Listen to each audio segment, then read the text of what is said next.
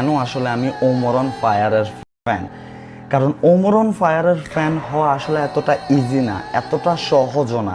ওমরন ফায়ারের ফ্যান হইতে হইলে আপনাকে সবার আগে এই কাজটা করতে হবে।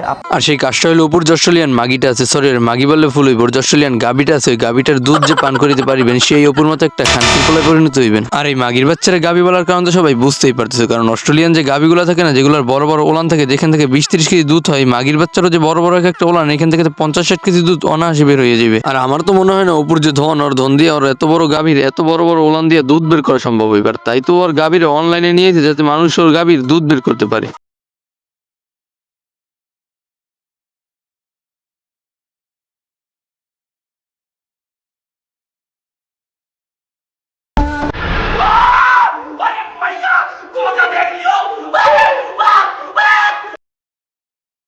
ইসরে কি বড় বড় দুধ ভাই মায়েরা, আমার তো তেল নিয়ে এখনই বাচ্চা বেঁচে যাবে। এখন যে তেল কোথায় ভাই, তবে ভাই যাই কোন মায়েরা কিন্তু সেই ছিল। দূর বেটা কি সব উল্লা পাল্লা কস তুই? অপু ভাই কি ভিডিওতে কোনো মাইয়া আনে নাকি? মাইয়া আনে না, তাহলে এইটা কি?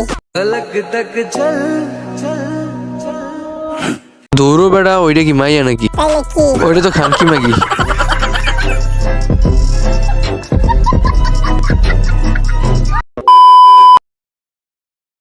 তো hey guys, welcome back in my new video. I hope তোমরা সবাই ভালো আছো, আর তোমার দোয়া এবং আল্লাহর রহমতে আমি অনেক ভালো আছি। গাইস, আজকের বিষয়টা হচ্ছে নাপিতবু দুধ বিক্রেতা, তার সাথে সাথে বাইংচ যে 3 বেলা টাইম করে ডেন্ডি সেবন করে, তাতে কোনো ভুল নাই। মনে করো কোনো হালা যদি ডেন্ডি না খায়, তাহলে অনলাইনে এসে তো এইসব উলট পালট করে না যে ও হাঁকবে আর সবাই নাকি দেখবে। আর প্রচুর পরিমাণ হাগা ধরছে, প্রচুর পরিমাণ হাগা ধরছে, তো একটু হাঁকতে হবে আমাকে, কারণ আর আমি চাই আপনারা আমার হাগাটা দেখেন। গাইস, তোমরা এই কেউ হালায় নেশে খায় কিনা? ও মনে করো ওই যে অস্ট্রেলিয়ান গাবিটা আছে না, এই গাবিটার পুটকি মারার জন্য ওর পেছনে সব টাকা পয়সা খরচ করে এখন যে একটু উন্নত ধরনের নেশা মটটা খাইবে তাও পারে না। এখন মনে করো ওই যে ডেট ওভার গাঞ্জা মাঞ্জা রাস্তা আলাইন না ডেন্ডি মেন্ডি এইসব খায়, আর অনলাইনে এসে যা মনে চায় তাই বলে। যে এরা প্রতি বছরে সেম কথা বলে যে এরা নতুন কিছু নিয়ে আসবে। আর এটা কিন্তু মানে ও একটু ছোট করে এই কথাটাও বলছিল, আপনারা অনেকে খেয়াল করছেন, আবার অনেকে হয়তো খেয়াল করেন না, যে হ্যাঁ মনে হয় চুল কাটবে।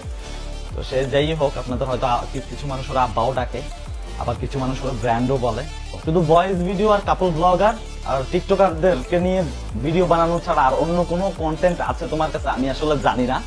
কাপল ব্লগার আর টিকটকার এরা যদি ভিডিও করা ছাইড়া দেয়, তোমার মনে হয় না খাইয়া মরতে হবে। বললা আমার মনে হচ্ছে আল্লাহ যদি আমার কোনো প্রবলেম না দেয়, কোনো যদি প্রবলেম আমার সাথে না হয়, তাহলে আমি তোর কিছু দেখাবো, মাথায় রাখিস। তোমাকে নিয়ে কথা বলার আমার সময় নাই, বালসাল নিয়ে আমি কথা বল।